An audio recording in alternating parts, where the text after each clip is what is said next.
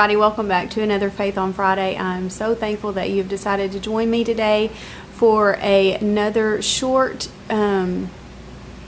talk, devotion, whatever you want to call it, just blurb about our faith. And usually I want it to be an encouraging word. I'm not sure if today's is going to be encouraging, but it's still something that I feel like I need to put out there and say, and we'll just see. To be honest, this week has not been a good week. It has been a very emotional week. I haven't been Christ-like in so many ways, and so to have an encouraging word is hard. It's really hard. I'll say this, I was saved when I was 9 years old. And I think when you are that young and you decide to turn your life over to Christ and get baptized and follow the Bible and all of that stuff, I think that you have this grandiose idea of life is going to be easy and life is going to be without bumps in the road. And as I grew up, there were definitely bumps in the road when I was growing up. I mean, there were definite hurdles and obstacles, big things in my life that we had to deal with in our family that were hard to deal with. But for some reason, even though we were dealing with them as a family, I always kept myself insulated, and I was strong enough to still believe in that. I don't know, I just always felt like I was special and that I had been set aside for something greater, and that none of that stuff was going to bruise me, and none of that stuff was going to, what am I trying to say? None of that stuff that we dealt with growing up was going to hurt me in the long haul or, swallow me whole, basically. And I wasn't going to let any of that stuff define me, I guess is what I'm trying to say.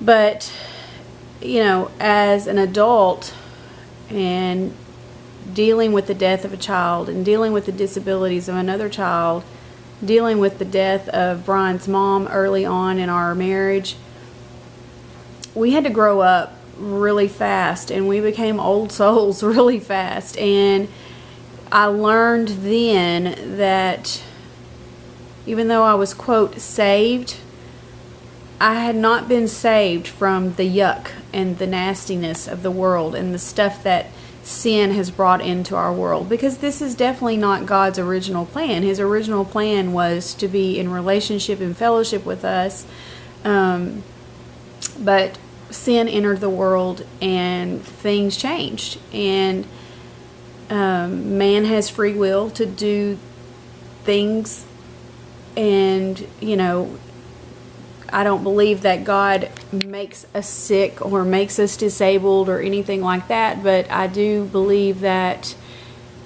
because sin is in the world, those things that make us imperfect are in the world, and God didn't originally plan it that way, but that's what happened.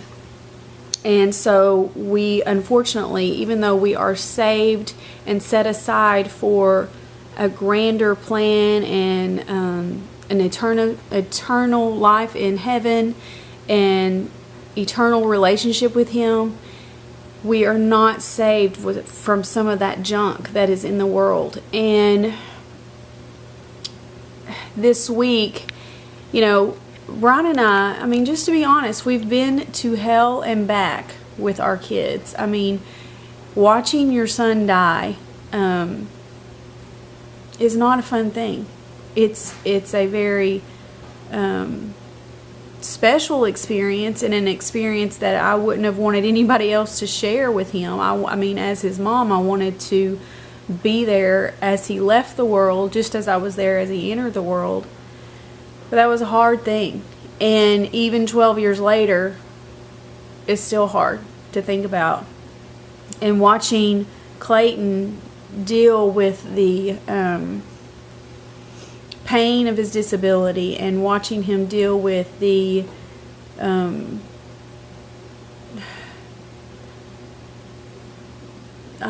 the social stuff that goes along with having a disability. It's hard. It's so hard as a parent. But to a certain extent, we've kind of gotten used to it, unfortunately. And we've gotten used to thinking outside the box. We've gotten used to doing things differently. We've gotten used to, and personally me, I've gotten used to surviving. And I don't really want to be used to surviving. I want to thrive, and I want to do, I mean, in certain areas we do thrive, and Clayton has thrived in ways that doctors said that he would never thrive. But in some ways, some days I just feel like I'm holding on for dear life. And so a few weeks ago, when I noticed that Jackson, who I consider my rainbow baby, I mean, he is my baby that God gave me as a promise, as a just, here's your baby that is physically well. You won't have to worry about his body. You won't have to worry about him being able to take care of himself and all of that stuff. And I really felt like Jackson was God's gift to me and Brian, gift to Brian and me. Just after all of the stuff that we had been through with Sean and Clayton, I just really felt like he was just kind of our rainbow baby. So a few weeks ago, when I started noticing that Jackson couldn't hear me very well, and I started noticing that it was not just the regular I'm ignoring mom kind of stuff. It was, he really can't hear me. I was having to get in front of him and make eye contact with him to, get him to understand what I was saying.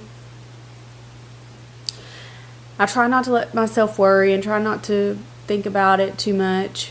But then I asked Brian, and I talked to him about it, and Brian was like, yeah, I'm kind of noticing it too. Then my parents kind of noticed it, and then we said something to one of his baseball coaches, and he said, yeah, I have noticed that he's not hearing me. So I just knew that it was going to be something simple, like some kind of big ball of wax in his ear, or I don't know, something crazy like that. I don't know, some foreign object in his ear, which has happened before. I just knew it was going to be something like that. So I took him to the doctor Monday, and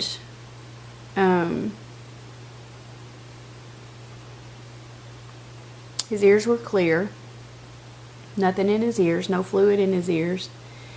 And so they did just a basic, this is at the PCP, they just did the basic hearing screening, nothing special, just a basic hearing screening.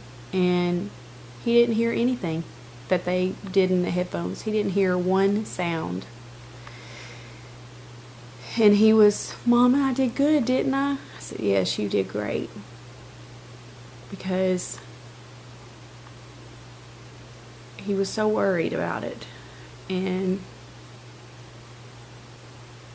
anyway, he was worried that he had not done the right thing by not hearing. But they did an ear vibration test, and his eardrums were abnormal. And so we could have gone to a local ENT, but it would have been at the end of next month to see him, and we could get into Clayton's ENT, who I love and trust, at the hospital. He can see him that same week. It's still the end of the month, end of June, but it's a doctor that I trust. So we're going to see him to see what the deal is with Jackson's hearing. And this whole thing has thrown me into a complete emotional tailspin of the whys. And have we survived worse? We have survived worse. And we can make it through. I know we can. But I really don't feel like surviving sometimes. I really feel like I just... And then I get upset with myself for having a pity party. Have a pity party. And then I get upset with myself for having a pity party, because we are so blessed in so many ways. But then I get selfish again and think we have enough to deal with. I would really just like it if Jackson could be completely healthy and not have to deal with this. So I haven't exactly been holy or spiritual this week. I've been very mad and I've been very angry. And I've been reminded of what I've said earlier, that being saved, if you say, oh, I'm saved, there's so many songs about that, hymns. It doesn't mean that you're saved from all this stuff. But sometimes I really wish it did. I really wish that God would just give me a break. And when I say me, I say give us a break. Give our family a break. And it's so selfish sounding. I get it. It sounds so selfish, because I always put it in the context of me, when really it's my child that's having to deal with the stuff. I mean, Clayton's the one that has to deal with the major disabilities. He's the one that has to deal with the pain at night. If Jackson has a major hearing impairment, he's the one that's going to have to deal with it. But as their mom, my heart just breaks for them and just wants them to not have to deal with that. And wants them to... I even hate the word normal. I hate the word normal, but as Jackson would say, hate is a very strong word, Mom. But I just wish things could be normal and even.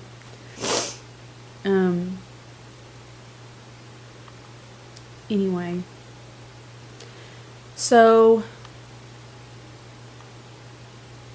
I've shared with a few of my friends that deal with some of these same burdens, and they're praying for me. They're praying for us. They're praying for Jackson. And we're going to make it through whatever the problem is. I'm just praying that God will fix it. I'm praying that God will fix it and we won't have to deal with it. Jackson won't have to deal with it. But it has definitely made me question again. I'm on that low of the roller coaster right now. It's definitely made me question again why some of these things happen, and why us, and why my family, why my kids, Lord. And I don't guess I'll ever know. But I still believe in a sovereign God who loves us and who will walk through the fire with us. I still believe all of that. And I believe that we will share an eternity with Him that will be all that this earth isn't. It will be glorious. It will be pain-free. It will be sorrow-free. It will be,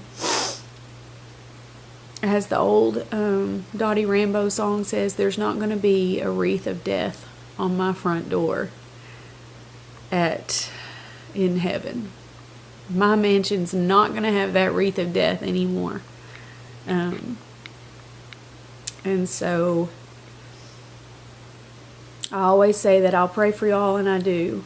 But why don't y'all pray for me too this week, just as you, if I come to mind, if my sons come to your mind, just know that we're dealing with a new obstacle, and Brian and I are going to have to learn how to deal with it. And we need doctors who know how to fix it, if that's how God chooses to fix it, through medicine and all of that. We need to be brought to them. And we just need your prayers. So, that wasn't that encouraging, was it? But it was the truth, and it was me, and it was real. So, I hope that at least you'll know that I'm here and that I'm thinking about you all. And I wanted to reach out to you all and let you know what's going on at our house. So, until next week, thank you all for watching, and have a blessed week. Bye-bye.